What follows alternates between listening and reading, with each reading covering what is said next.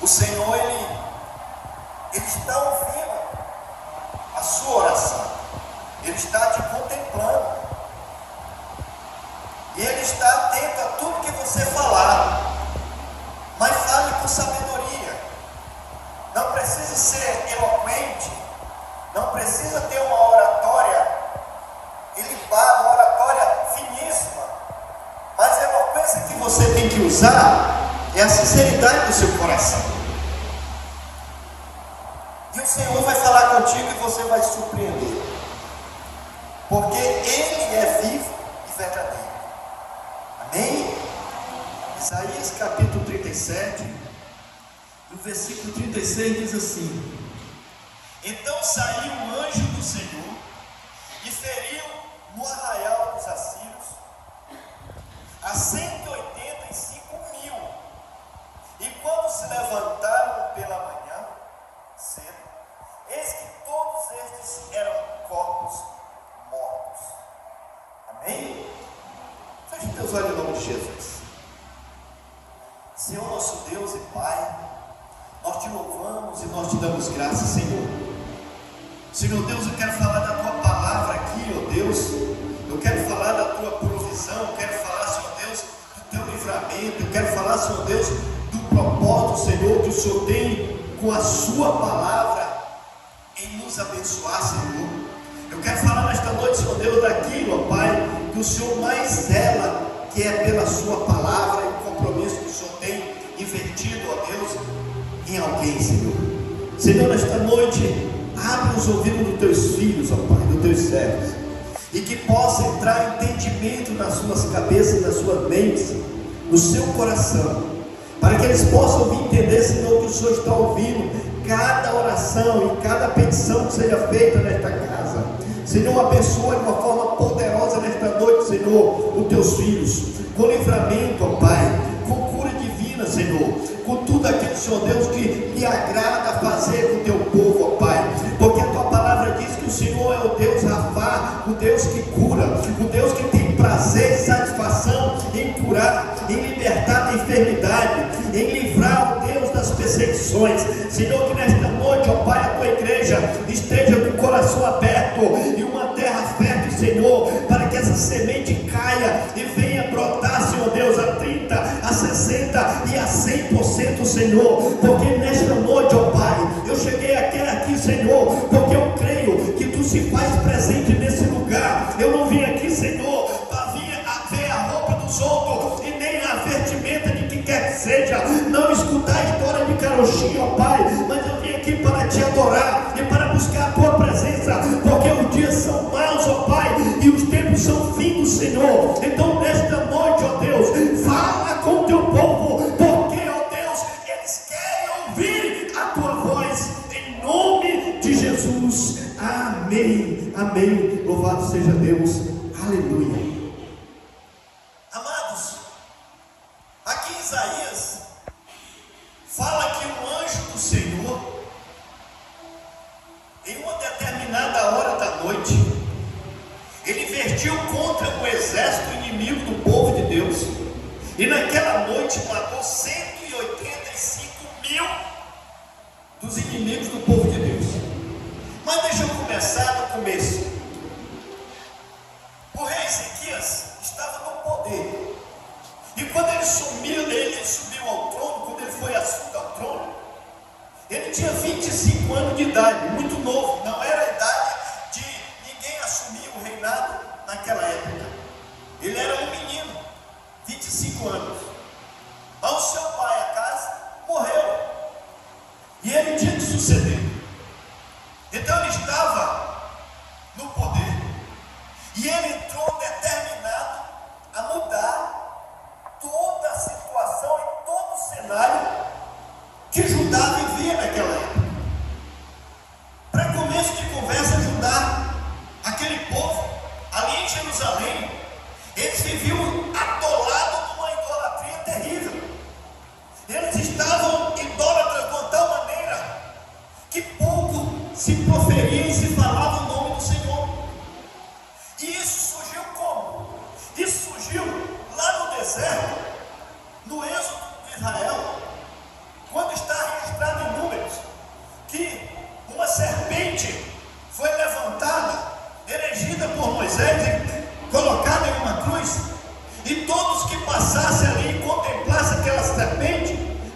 curado da enfermidade da qual tinha sido acometido, e se fosse mordido por alguma serpente, seria curado.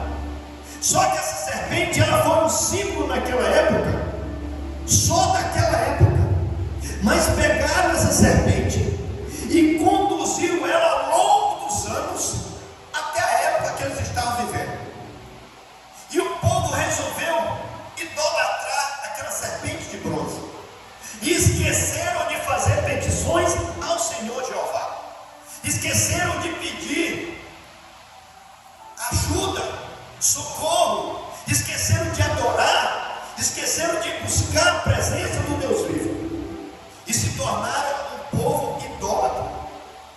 Então Ezequias, quando assumiu o trono com 25 anos de idade, ele resolveu revitalizar o altar do Senhor. Ele resolveu ali colocar tudo em ordem. Então ele começou derrubando os altares dos ídolos que o povo tinha adquirido.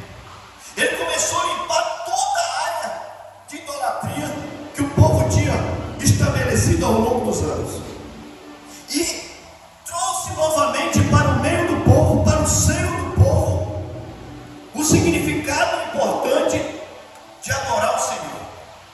Ele trouxe para o meio do povo o significado importante de buscar o Senhor em primeiro lugar. É o que foi estabelecido aqui na igreja. Busca o Senhor em primeiro lugar. Adora o Senhor em todo o teu entendimento, em toda a tua alma, em todo o teu coração. Tudo em primeiro lugar, o Senhor. E aí, quando ele estabeleceu isso, e estava tudo bem agora, ele era um homem empreendedor, mesmo sendo jovem. Ele era um homem que gostava de fazer investimentos na nação. E tem pessoas que equivocadamente pregam que quando Ezequias adoeceu e que o profeta Isaías disse para ele colocar a casa em ordem, diz que ele estava em pecado para que ele se arrependesse, se ajeitasse para poder morrer.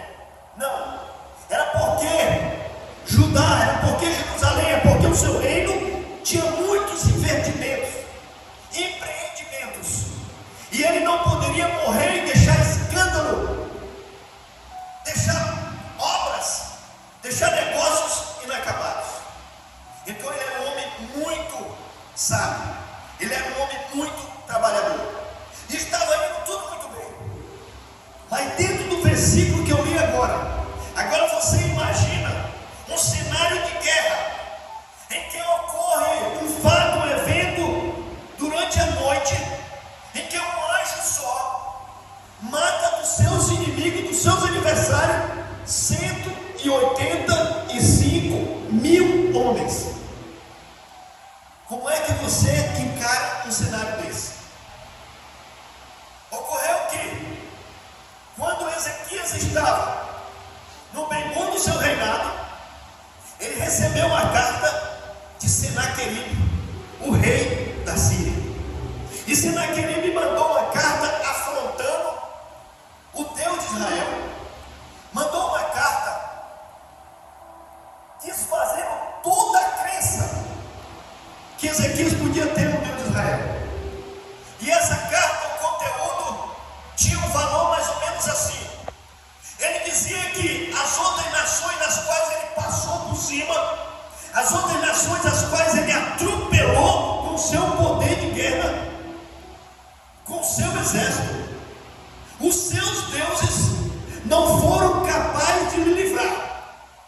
Agora, como é que Israel, como é que Judá, como é que o reino de Ezequias vai se defender, sendo que nações até maiores do que ele não conseguiu se defender da fúria, do poder avassalador da Síria? Então, se você já leu a Bíblia, se você já passou por essa passagem, você sabe que Ezequias começou a tremer de medo, começou a se desesperar, começou a entrar em pânico, porque ele sabia o tamanho do exército da Síria, ele sabia da crueldade, da maldade ele sabia que por onde aquele exército passava, ele deixava um rastro de destruição terrível e não perdoava nenhum inimigo. Então ele começou a ficar angustiado, porque ele recebeu notícias que as demais cidades de Israel tinham sido também invertidas por ele, por Sinaqueribe, e tinham todas ido abaixo. Mas o maior desejo de Sinaqueribe era a maior pérola da região, era o maior tesouro da região, chamada Jerusalém. Essa cidade era cobiçada por todos os reinos, mas o maior deles todos era a Síria. E Sinaqueribe, o seu rei, queria aquela cidade e queria depor, por fina força, o rei que ali estava. E Ezequias ficou preocupado.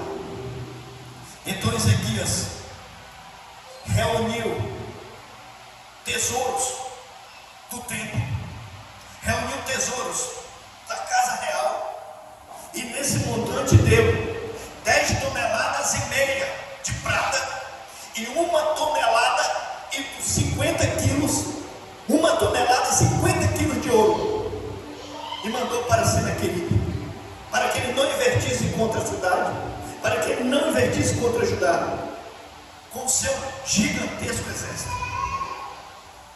Mas Sinaqueribe, apesar de ter exigido tudo isso, não mudou de ideia. Em uma certa tarde, quando o rei Ezequias contemplou a sombra gigantesca do exército da Síria, ele se desesperou. Ele chamou alguns dos seus mais de confiança, secretários, mandou eles se vestirem de saco, com roupa, com trapos, e irem até o profeta Isaías e perguntar o que deveria fazer, porque ele não sabia mais o que fazer diante do tamanho exército como o da Síria. E o profeta Isaías disse: olha, assim diz o Senhor, eu vou dizer aqui nas minhas palavras para ficar fácil. Da mesma maneira que ele está vindo contra vocês, da mesma maneira que ele está vindo para maltratar vocês, para lutar contra vocês, dessa mesma maneira ele vai voltar pelo mesmo caminho. Porque eu, por amor a Davi e pelo compromisso que tenho sobre a cidade de Jerusalém, não deixarei que nenhum mal se suceda sobre ela. E os emissários voltaram ao rei.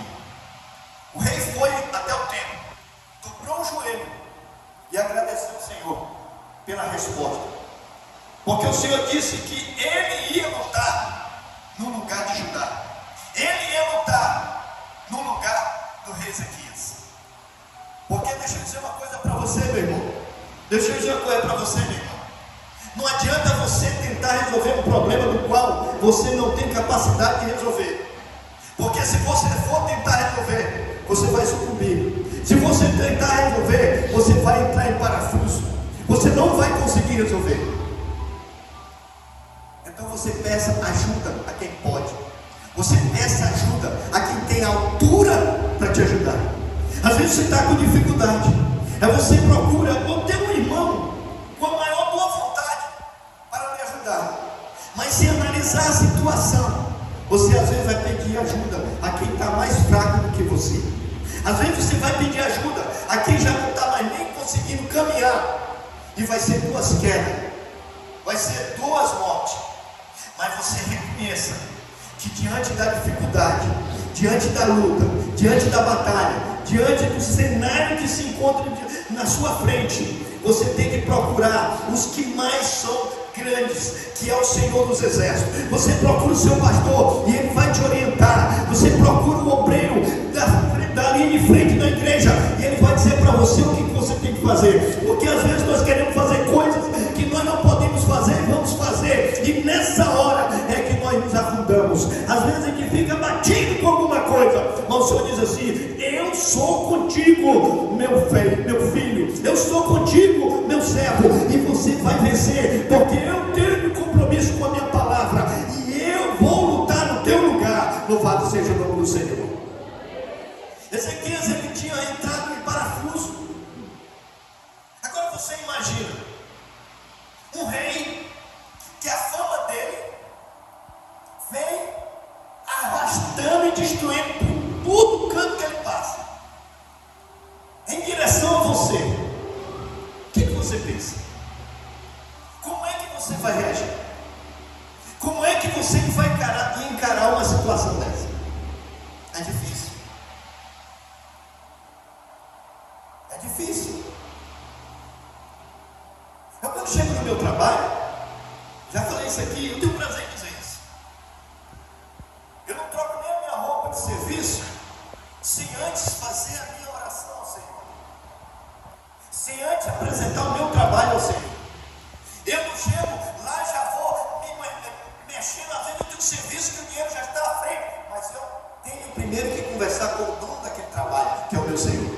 Eu só cuido ali, eu só sou um mordomo, eu só sou um zelador, mas o Senhor é que é o dono. Eu não posso fazer nenhuma atividade se antes chegar para Ele, sentar ali naquela cadeira e dizer: Senhor, muito obrigado por esse dia, muito obrigado por essa oportunidade de estar no meu trabalho novamente, muito obrigado pelos clientes que vão entrar e os clientes que vão sair, muito obrigado, Senhor, por essa oportunidade que o Senhor me deu, muito obrigado por essa máquina, muito obrigado por essa outra máquina, muito obrigado por tudo isso, Senhor, porque isso aqui é teu, Senhor, e eu só cuido.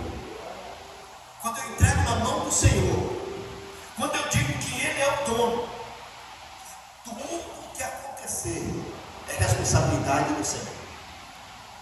Foi assim que Ezequias fez quando caiu em si. Procurou o profeta, e o profeta recebeu a palavra do Senhor. Diga para Ezequias não se preocupar, porque quem vai lutar por ele sou eu, por amor ao meu servo Davi, por amor a Jerusalém, pelo compromisso que eu tenho dado à minha palavra. Da mesma maneira que ele veio, ele vai voltar, pelo mesmo caminho que ele veio, ele vai voltar. E eles voltaram, e o rei dobrou o joelho e agradeceu ao Senhor. Tem pessoas que entram no trabalho e saem do trabalho, ela não agradece aquela lavoura que produz o seu alimento, ela não agradece aquela oportunidade que ela está lá trabalhando. Não. Eu tinha uma joalheriazinha pequenininha lá no centro, uma universaliazinha, trabalhava eu e o Gabriel, meu filho. Nós só fazíamos alguma coisa depois da oração, e nós só baixávamos a porta depois da oração. Não tinha jeito de sair nem atender ninguém sem antes orar a Deus, sem antes agradecer a Deus. E todos ali, quase todos, foram assaltados e roubados. Eu nunca fui assaltado, nunca fui roubado. Ah, mas por quê, pastor? Por causa da minha oração. Por quê? Porque eu agradeci ao dono daquilo ali, que é o Senhor. Porque o Senhor é o dono. Porque o Senhor é o dono. A Ney falou ainda agora que a palavra de Deus diz que quem não dá disso está roubando ao Senhor. Não fique pensando que o Senhor está preocupado com o teu dinheiro. Não fique pensando que o Senhor quer o teu dinheiro. O Senhor quer dinheiro para quem? Se a Bíblia diz em Ageu que Ele é o dono do ouro e da prata. Teu dinheiro não serve nada para o Senhor. O teu dinheiro reflete a tua fidelidade. E o pastor Jack Hayford, da igreja do Quadrangular dos Estados Unidos, escreveu um livro chamado A Chave de Tudo. Eu li esse livro 3 vezes, e cada vez que eu lia esse livro, eu aumentava 10% da minha fé. Por quê? Porque ele diz: pessoas pensam que Deus está reclamando de alguém roubar dele alguma mixaria de dinheiro. Eu quero dizer para você que na história dos quadrinhos tem um personagem chamado Tio Patinha, e ele tem 3 inimigos, os irmãos Metralha, e o maior sonho deles era ficar com a fortuna dos irmãos do Tio Patinha. Mas um dia o Tio Patinha não aguentou aquela perseguição e passou toda a sua fortuna para os irmãos Metralhas. Eles ficaram pulando de alegria e foram para aquela caixa forte, mergulharam naquela moeda e começaram a comprar carro.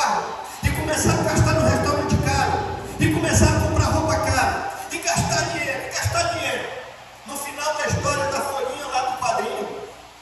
As lojas de carro que eles compravam carro eram do tio Patinho. Os restaurantes que tinham eram do tio Patinho.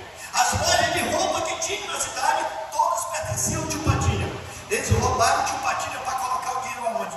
Dentro do próprio cofre do tio Patinho. Então não adianta você tentar roubar alguma coisa de Deus, porque se você levar para a lua é de Deus. Se você levar para o Rio de Janeiro, o Rio de Janeiro é de Deus. Se você levar para o Japão é de Deus. Se você levar para outra galáxia, a outra galáxia é de Deus. Ninguém rouba nada de Deus, mas tem uma coisa que você rouba de Deus, como diz em Malaquias, é a satisfação que Deus sente, é a alegria que Deus sente de abençoar alguém que é fiel. Então quando você é fiel, Deus fica alegre e começa a abençoar alguém fiel. Mas quando você é infiel, Deus fica triste, abatido. Você roubou a alegria dele de te abençoar. Louvado seja o nome do Senhor, aleluia. Então Deus, ele tem que estar em primeiro lugar em todas as suas coisas. Louvado seja o nome do Senhor, aleluia. Amados, aquele cenário de guerra que aquele rei contemplou ali, aos olhos humanos ele não tinha saído. Aos olhos humanos ele não tinha como escapar da mão daquele rei. Só que ocorreu um fato interessante. Depois que tudo tinha sido desenrolado para o final de uma certa noite, em que eles estavam preparados para, na manhã seguinte, já estarem aos portões da cidade, o anjo do Senhor desce e mata 185 mil soldados. A Bíblia não diz se foi o exército todo, mas 185 mil, acho que era o número do exército. Esse Senaqueribe se sentiu tão humilhado por não ter visto naquela noite nenhum soldado lutando contra eles, do povo de Israel, do povo de Judá. Ele ficou tão embasbacado, ele ficou tão admirado de ver os soldados ferindo a espada sem ter combatido com nenhum daqueles homens do outro lado da muralha. Ele pegou a sua carruagem, a sua biga, e tomou o caminho de volta e foi adorar o seu rei, o seu Deus. E na adoração do seu Deus, os seus dois filhos que ele tinha investiram contra a sua vida e o mataram à espada. E o outro filho mais novo assumiu o reino. Deixa eu dizer uma coisa para você. Nós estamos vivendo tempos, como disse o título por aí, cabuloso, nebulosos, tempos difíceis, tempos sombrios. Eu quero dizer para você uma coisa: se você não confiar no Deus vivo, se você não colocar a sua confiança na mão de Jeová, na mão de Jesus, não adianta você proteger a sua casa, não adianta você colocar sentinela na sua casa, porque a Bíblia diz que em vão guarda o sentinela, em vão guarda o porteiro, em vão guarda o guarda. Eu abri aquela minha oficina ali em fevereiro, e com 8 dias depois que eu tinha aberto, um grande amigo meu, e do até do pastor Hélio, me falou: olha, a facção disse que ia te assaltar lá, mas eu intercedi para não mexer contigo. Mas quando foi sexta-feira, eles foram lá, 3 deles. E eu estava trabalhando no torno, né? Eu tenho um torno mecânico, e estava lá trabalhando, fazendo uma peça numa máquina do rapaz, numa caminhonete. E chegaram lá: boa tarde, o que eu posso servir? E nós viemos acertar com a sua mensalidade. E como é que é isso? Não, tem que pagar isso, pagar aquilo. Mas aí ficou indo bastante.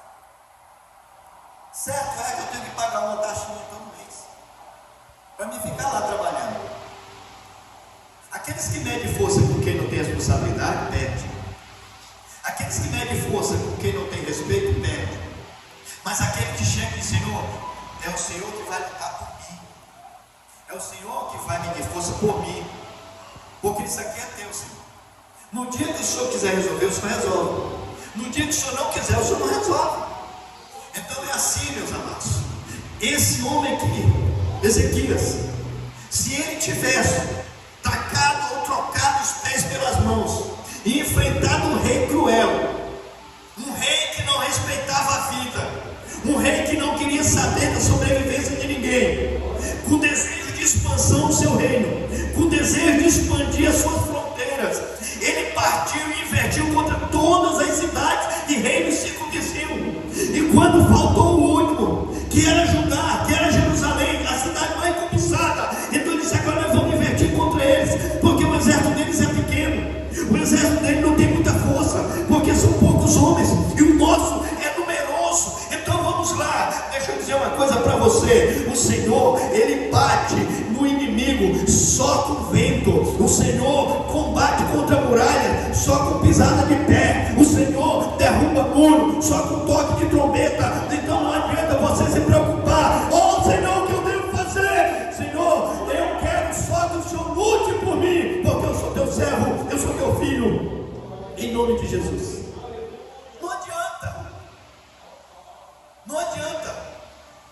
Quando ele diz para o seu servo: olha, se veste de pano de saco e vai falar com o profeta,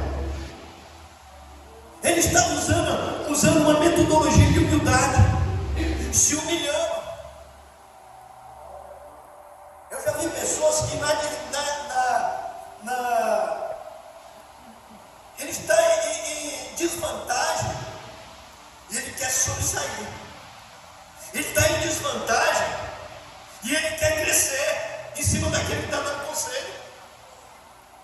Mas o rei, ele não mandou presente para o profeta, ele não mandou ninguém muito bem vestido, ele mandou pessoas humildes, ele mandou pessoas para ir até o profeta, se humilhar. Eu não tenho vergonha de dizer que no momento de necessário eu me humilhar, eu vou me humilhar, porque eu preciso do favor do Senhor. Estava falando com a minha esposa hoje no café da manhã, fui buscar ela no trabalho, e a gente estava tomando café lá em casa, e falando com uma amiga dela de trabalho, que está com a doente, está fazendo uma bateria de exame, mas em nome de Jesus Cristo de Nazaré, não há de ser nada, não tem câncer, não tem nada, mas ela está apavorada. E ela contou alguns testemunhos da minha vida para ela. Disse: olha, o Haroldo, ele foi acometido com uma sinusite que saía pus. Em uma determinada hora, o Haroldo fez a oração e foi curado, em 1994. Os irmãos da igreja aqui, vocês aqui, testemunharam aquele caroço que eu tinha na minha garganta muito grande. E teve um dia até que eu mandei imagem para o nosso pastor, mostrando, para a Leite também, mostrando o tamanho que estava e a cor que estava bem vermelho. Eu já quase não conseguia mais pregar, falava um pouquinho, já ficava rouco. Quando engolia, o caroço crescia bastante. Eu orei ao Senhor, não sei se foi minha oração, mas uma coisa eu tenho certeza do que eu fiz: se eu tiver que morrer por causa disso, nem Deus vai interferir, porque está determinado. Mas se eu não tiver que morrer por causa disso, isso aqui jamais vai interferir em alguma coisa na minha vida. E eu fui curado. Deixa eu dizer uma coisa para você: eu não desafio o diabo porque ele tem poder. Ele não é todo poderoso. Ele só perdeu a graça de Deus, ele só perdeu a glória de Deus, mas os poderes que ele tinha como anjo de luz continuam os mesmos. E você só pode com ele se estiver com Jesus, porque a Bíblia diz que foi Jesus que pisou na cabeça da serpente, foi Jesus que tomou a chave do inferno na mão dele, tomou a chave da morte, foi Jesus que decretou todas essas coisas. Então você só vence se você estiver com ele. Se você não estiver com ele, não adianta. Em 1994, lá em Porto Velho, contaram a história de um homem lá de Jaru, que quando ia falar do diabo, xingava de tudo quanto era jeito, de tudo quanto era maneira. E o Senhor permitiu que o diabo se materializasse na presença dele. Depois da escola bíblica dominical, ele era um homem muito forte. Ele era um marombeiro. Cada braço aquilo ali. Ele chegou em casa e era daqueles homens que moravam só. Uma casinha pequenininha. Era um homem velho, solteiro. E quando ele chegou, o camarada estava sentado na porta dele lá no tamboretezinho. Ele olhou para o homem e disse: não, abriu a porta, o que eu posso perguntar? Disse: eu quero falar com você. Você não disse que queria falar comigo? Não me conheço, não, você me conhece. Você não disse que queria falar comigo? Eu estou aqui. Aí ele se tocou. É o diabo. Não, pastor, isso é mentira. Então você não conhece a passagem de Jesus lá no deserto. Jesus não imaginou não, Jesus encarou ele cara a cara. Aí disse: é você, é. Quando ele esticou a mão assim para pegar um teçado, aí o cabra segurou na mão dele, chega e suspendeu ele. Tomou o teçado e disse: agora vamos apanhar. Deu uma surra nele, de panada de teçado, e foi parar na UTI. Ficou bom, voltou para a igreja, mas voltou igual gato que é casado com pato, envergonhado. Entendeu? Sabe por quê? Porque ele tinha vergonha de dizer o que tinha acontecido com ele. E ele disse: nunca mais você vai subir no altar da igreja e falar o que você fala de mim. Entendeu? Porque eu ainda tenho poder. Deus permitiu. Então não nessa força com ele. Interceda junto a Deus por você, pelos seus entes queridos, pela sua vida, pela sua igreja, pelo seu obreiro, pelo pastor, pelo seu emprego, pela sua comunidade, pelo seu bairro, pela sua cidade, por todos aqueles que você se lembra e conhece, porque Deus ouve a sua oração, Deus ouve a sua petição, Deus ouve o seu clamor, e no momento certo, no relógio de Deus, Ele vai responder. Ele vai responder. Nós não podemos de maneira nenhuma, querer fazer aquilo que Deus pode fazer. Nós só podemos fazer aquilo que podemos fazer. Mas quando é tocante a Deus, deixa Deus agir. O apóstolo Arão estava na UTI sofrendo, e o pessoal orando para ele ser curado. Orando para ele ser curado. Deus não queria curar ele, Deus queria me recolher.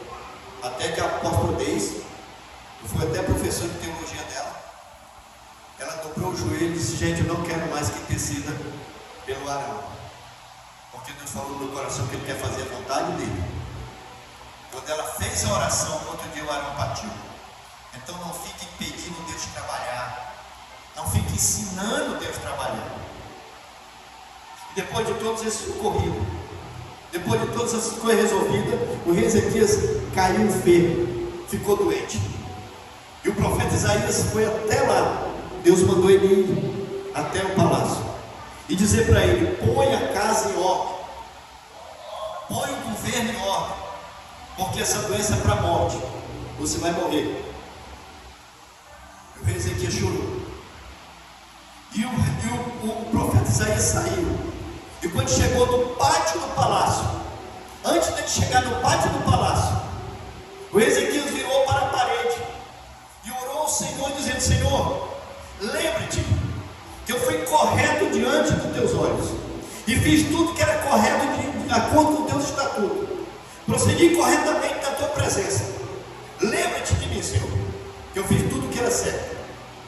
O Senhor falou para o profeta Isaías lá no pátio do palácio: volta lá e diz para ele que eu dou mais 15 anos de vida para ele. E quando ele chegou lá, ele disse: olha, o Senhor ouviu o teu clamor, ele viu as tuas lágrimas e te diz que te dá mais 15 anos de vida. E ele ficou alegre.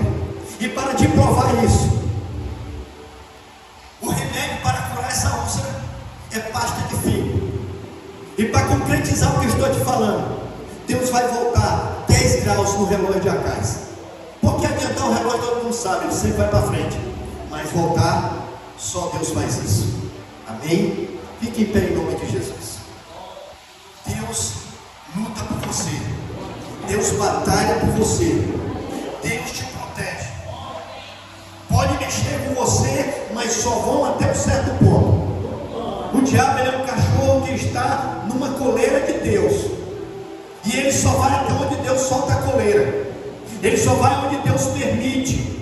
Ele pode latir, pode fazer barulho, ele pode fazer o que quiser, mas ele só vai até a correntezinha, a coleira de Deus permite. Ele não faz nada se Deus não der corda para ele. Ele chegou diante de Deus para acusar Jó. E Deus disse: olha, vai lá, toma o que ele tem, toca na sua finança, toca na sua fortuna, toca nos seus bens, toca nos seus filhos, mas na vida dele tu não toca, porque ela é minha. E ele foi lá. No capítulo 2 ele volta, diz: olha, ele continua desse jeito. Então tá bom, toca agora na saúde dele, mas não toca na vida dele, porque ele é meu. E ele volta e toca na saúde de Jó. E Jó continua adorando a Deus. Sabe por quê? Porque quem tem Deus de verdade, quem é crente de verdade, a lepra não faz você deixar Deus, o desemprego não faz você deixar Deus, o divórcio não faz você deixar Deus, a inimizade com os amigos não faz você deixar Deus, a briga que você tiver com o pastor não faz você deixar Deus, a cara feia de alguém da igreja não faz você deixar Deus. Por quê? Porque você é servo de Deus. Aleluia. Os amigos de Jó chegaram, 3 amigos importantes de Jó, passaram 7 dias sentado olhando para Jó sem dizer uma palavra. Camarada chega para mim, fica 2 minutos olhando para mim sem dizer nada. E olha o que é. Eles passaram 7 dias. Eles passaram 7 dias. Eu achei que ia me invocar, 2 minutos já está invocado. Eles passaram 7 dias. Os 3. Quando passou 7 dias, eles romperam o silêncio e um deles disse: Jó, tu pegou. Tu deve ter feito maldade a alguma vez. Tu deve ter feito maldade a alguém. Porque tu era o homem mais rico do Oriente. E num só dia tu perdeu 10 filhos e todo o teu patrimônio. Num só dia tu perdeu 10 filhos. Num só dia tu fez sepultamento de todos os filhos.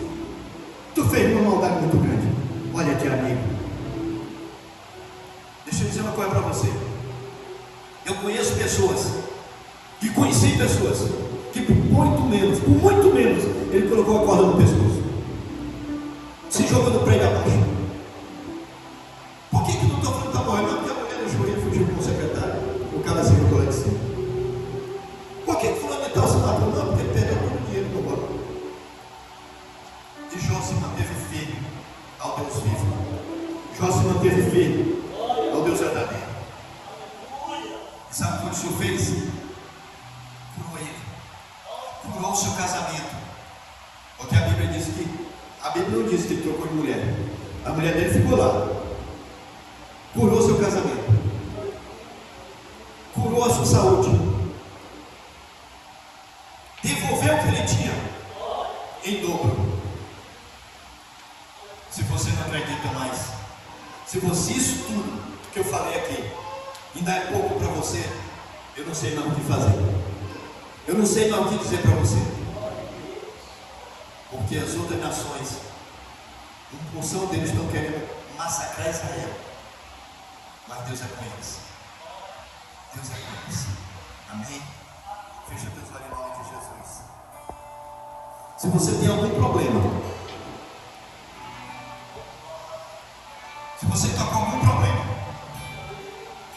essa noite, hoje, 26, é o dia que você se livrar dele. Vem aqui à frente em nome de Jesus.